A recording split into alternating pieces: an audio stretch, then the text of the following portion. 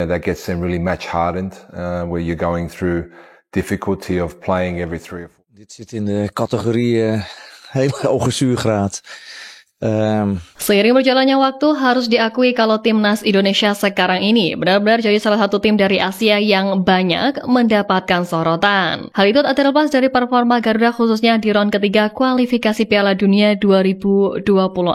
Meskipun hanya punya ranking FIFA terendah, namun nyatanya di atas lapangan, tim Garuda mampu menampilkan permainan yang cukup baik, sehingga untuk sementara ini berhasil duduk di peringkat ketiga klasemen sementara. Tentu saja melihat ini semua, para lawan skuad Garuda sedikit banyak pun juga merasa panik sekaligus juga waspada, ditambah dengan kehadiran pelatih anyar serta deretan nama pemain top baru yang akan merapat membela Garuda. Nah, Australia yang masih menempati posisi kedua di grup C dengan mengoleksi 7 poin dari 6 pertandingan, diakui pun juga belum aman untuk persaingan mengamankan tiket terakhir ke putaran final Piala Dunia 2026 melalui ronde ketiga. Ya, gimana enggak? Tim asuhan Tony Popovic hanya terpaut 1 angka dari timnas Indonesia dan semua tim juga masih memiliki peluang untuk lolos ke ajang terakbar dunia itu. Diketahui Australia masih memiliki 4 laga sisa yang harus dimenangkan agar tiket ke Piala Dunia 2026 digenggam, di mana laga pertama yang bakal dilakoni oleh mereka adalah saat jumpa timnas Indonesia. Bak menebar ancaman, Popovic sudah begitu yakin sepenuhnya bahwa para pemain sudah siap secara mental dan fisik di 4 laga tersisa, termasuk saat lawan skuad Garuda. Ex-pemain belakang Crystal Palace tersebut juga berharap pemainnya siap menghadapi timnas Indonesia yang sedang naik daun. Pasalnya pada pertemuan pertama, tim Garuda berhasil menahan imbang Australia di Jakarta. Namun dengan permainan saat ini, Popovic pede bisa menampilkan skema terbaik saat jumpa timnas Indonesia dan yakin anak asuhnya bisa membungkam skuad Garuda kala bermain di Sydney. Ya, seibar penuh keyakinan yang diungkap oleh Popovic itu tentunya untuk membagikan motivasi tim asuhannya jelang menghadapi pasukan yang bakal dibesut Patrick Kluivert nanti. Tak bisa dipungkiri, kehadiran Patrick Kluivert diharapkan bisa membawa angin segar bagi timnas Indonesia hingga meloloskan skuad Garuda ke Piala Dunia 2026.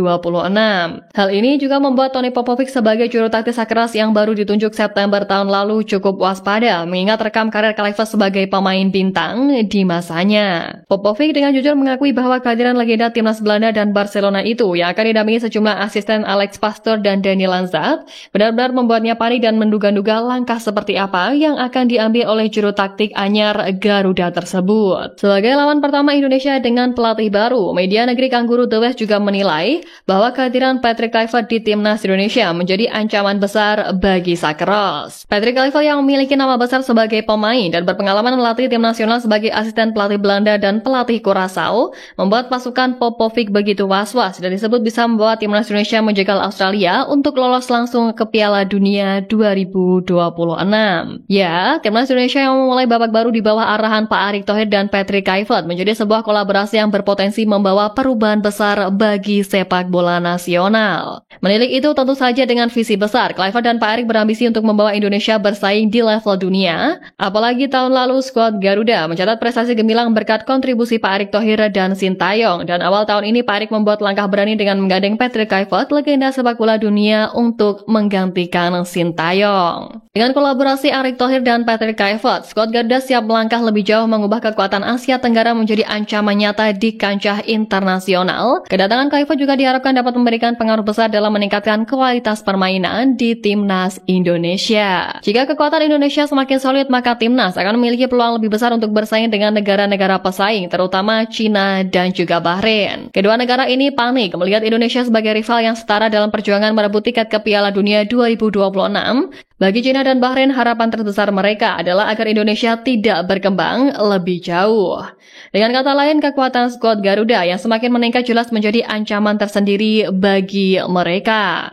Nah, mengenai target kualifikasi Piala Dunia, Patrick Kluivert sudah menyampaikan ambisi besarnya, di mana pada bulan Maret nanti ia menargetkan Indonesia untuk meraih minimal 4 poin dalam 2 pertandingan melawan Australia dan juga Bahrain. Target ini tentu menjadi langkah awal yang penting dalam membangun momentum untuk meraih prestasi lebih besar di babak ketiga kualifikasi Piala Dunia 2026, ditambah dengan hadirnya beberapa nama pemain keturunan berkualitas nantinya. Ya, seperti yang kita tahu kalau sekarang ini PSSI tengah memproses naturalisasi 2 nama pemain pemain top, yaitu Ole Romani dan Jairo Riedewald. Dan selain mereka pun ada beberapa nama yang juga tengah didekati untuk terus menambah kekuatan Garuda. Langkah PSSI bersama Kluivert ini bahkan sampai ditiru oleh Cina yang juga gencar melakukan naturalisasi pemain agar meraih prestasi optimal di kualifikasi Piala Dunia 2026.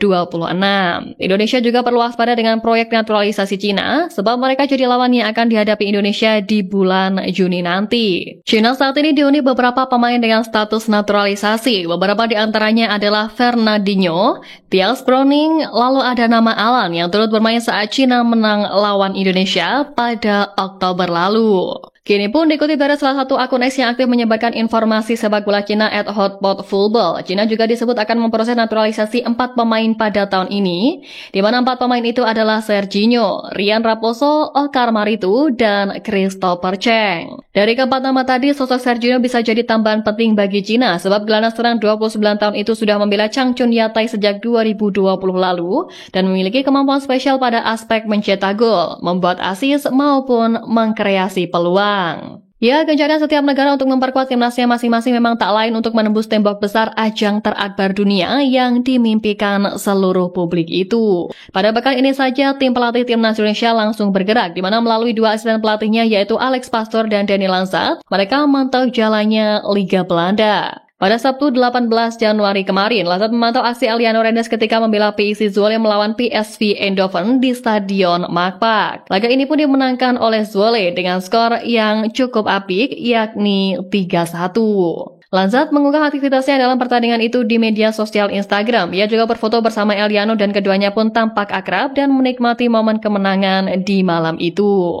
Sehari berikutnya, giliran Pastoor yang memantau pemain, di mana ia menghadiri laga Heracles versus Almere City di Stadion Yanmar pada Minggu 19 Januari, di mana Tom Hai tampil dalam laga ini selama 89 menit. Aktivitas memantau Hai ini juga dibagikan Pastoor di media sosial Instagramnya. Pekerjaan dari tim pelatih timnas Indonesia ini juga bakal berlanjut ke sejumlah titik, dan pantauan itu merupakan pemanasan mesin sebelum Kluivert dan tim pelatih skuad Garuda akan kembali ke Jakarta pada awal Februari nanti. Ya, yang pasti PT Kluivert akan langsung memantau jalannya Liga 1 Indonesia mulai awal Februari, dan pelatih berusia 48 tahun tersebut bakal memantau laga antara Dewa United versus Persija Jakarta pada 8 Februari. Tentu ini dilakukan Kluivert dan timnya sebagai persiapan melakoni laga lanjutan kualifikasi Piala Dunia 2026 yang akan menjadi debut Kluivert bersama timnas Indonesia.